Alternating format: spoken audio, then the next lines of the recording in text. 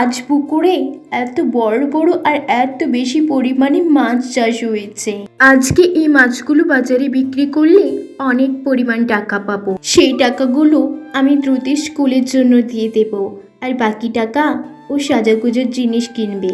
এই বলে পূজা পরমেক ভালোবাসায় তার পুকুরে চাষ করা মাছগুলোকে দেখতে থাকে।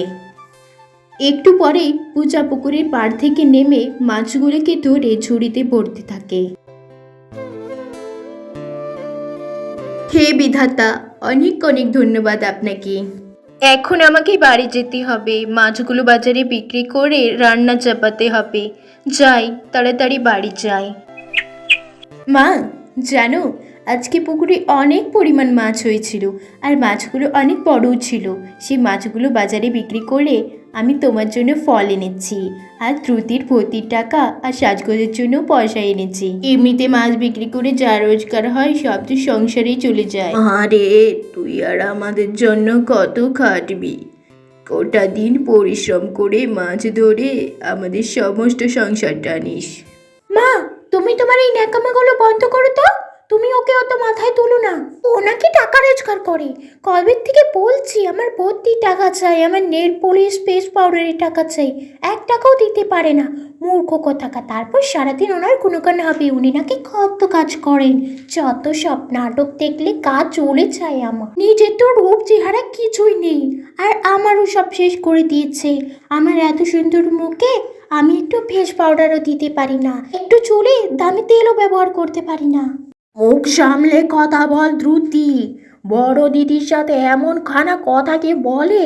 ও আমাদের জন্য ওর পুরো জীবনটা নষ্ট করে দিয়েছে। পড়াশোনা না শেখে সকাল দুপুর রাত মাছ চাষ করে, সেই মাছ বিক্রি করে টাকা উপার্জন করে, ঘরের কাজও করে সমস্ত, আমার দেখাশোনাও করে, তোর পড়াশোনার খরচ চালায়। সারাদিন মেয়েটা কেটে কুটে মরে, তারপরও যদি এরকম করে কথা শোনাত, নিজে তো কোটার কুটিটিও নেড়ে দেখিস না, আর এরকম কথা বলিস মুখে মুখে। তুই ওর কাছে ক্ষমা চা বলছি, ক্ষমা চা ত্রুতি। না মা, তুমি ত্রুতিকে বলতে দাও ওকে। আমি তো ওর জন্য কিছুই করতে পারিনি, কিচ্ছু না।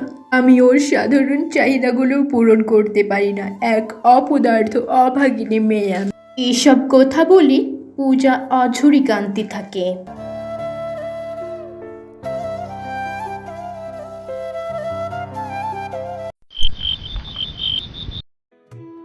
গিন্নিমা, ও গিন্নিমা, বাড়িতে আছেন? মাছ নেবেন না?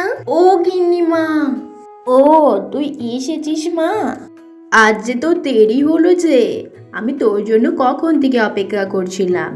তোর মতো মিষ্টি মেয়ের সাথে কথা না বললে আমার দিনটাই ভালো যায় না। আর মাছ নেবো বই কি, আজকে তোর পুরো ঝুড়ি মাছেই আমি নিয়ে নেব। আজকে আমার বাড়িতে অনেক লোক আসবে, তাদের জন্য মাছ রান্না করতে হবে। সব মাছগুলোই আমাকে দিয়ে দেখিনি। পূজা পরমিক ভালোবাসায় তার লাগানো গোলাপ গাছগুলোর আদর করছিল। ঠিক সেই সময় গিন্নিমা তাদের বাড়িতে আসেন। মা পূজা। আরে গিন্নিমা, আপনি আমাদের বাড়িতে? কোনো কিছু দরকার? আমাকে বলে পাঠালেই পারতেন, আমি তো যেতাম আপনার বাড়ি একটু পরে। আপনি কষ্ট করে আসতে গেলেন কেন গিন্নিমা? আসুন, ভেতরে বসুন গিন্নিমা। আরে তুই এত ব্যস্ত হচ্ছিস কেন মা? যা তো মা, তোর মাকে গিয়ে ডাক। তোর মা কোথায়? যা বলে আয় যে আমি ওনার সাথে কিছু কথা বলতে চাই। মা, ও মা, বাইরে এসো একবার। জমিদার গিন্নি তোমার সাথে কি কথা বলতে চান। আপনি গিন্নিমা, আমাদের মতো গরিবের বাড়িতে আপনি? গিন্নিমা, আমার মেয়ে মাছ বিক্রি করে কোনো ভুল ত্রুটি করেছে কি না বলুন গিন্নিমা, কি বলবেন? আরে না না, আপনি এত ব্যস্ত হচ্ছেন কেন? কোনো ভুল ত্রুটি করেনি, ও তো লক্ষ্মী মেয়ে। আমি ওই লক্ষ্মী মেয়েকে আমার বাড়ির লক্ষ্মী বানাতে চাই। আমার পূজাকে আপনার বাড়ির লক্ষ্মী বানাতে চান? এ এ আমি কি শুনছি? আমি নিজের কানকে বিশ্বাস করতে পারছি না। এ আমাদের খুব ভালো ভাগ্য যে আপনাদের মতো ভালো মানুষের বাড়িতে আমার মেয়ের বিয়ে হবে। আমি রাজি গিন্নিমা। এই হারটা আমি আমার বৌমার জন্য এনেছি, এটা ওকে দিয়ে দেবেন। আর হ্যাঁ, আপনার যদি অসুবিধা না থাকে সামনের বৃহস্পতিবার, তবে বিয়েটা দিয়ে দেব। এখন আমি চলি। ও মা, কারো নজর না লাগে। ওরও লক্ষ্মী ঠাকুরের মতো লাগছে রে মা তোকে, এত সুন্দর লাগছে চোখ ফেরাতে পারছি না। এই পুঁটি দেওয়া হার, সোনার চূড়, এসব ও কোথায় পেল মা? ও বুঝেছি, এখন মাছ ব্যবসা ছেড়ে এখন চুরির ব্যবসা ধরেছিস তুই। নিজে তো কেনার ক্ষমতা নেই, এখন তো তাহলে চুরিই ধরবি পথ। না রে মা দ্রুতি, তুই ভুল বুঝছিস, এটা কোনো চুরি নয়, এটা জমিদারি গিন্নি পূজাকে দিয়েছেন। উনি আমাদের পূজাকে ওনার বাড়ির বৌমা করতে চান। হচ্ছি বৌমা, আমার মতো সুন্দরী মেয়ে থাকতে ওই মেয়ে হবে জমিদারের বাড়ির বউ, আর আমি এখানে আস্থা করে পড়ে থাকবো? আমি এটা কখনো হতে দেব না। আজ রাতেই আমি ওর এমন অবস্থা করব যে জমিদারের বাড়ি তো দূর, নিজের বাড়ির লোকও ওকে চিনতে পারবে না। রাতের বেলা পূজা যখন ঘুমাচ্ছিল তখন দ্রুতি ওর ঘরে আসে।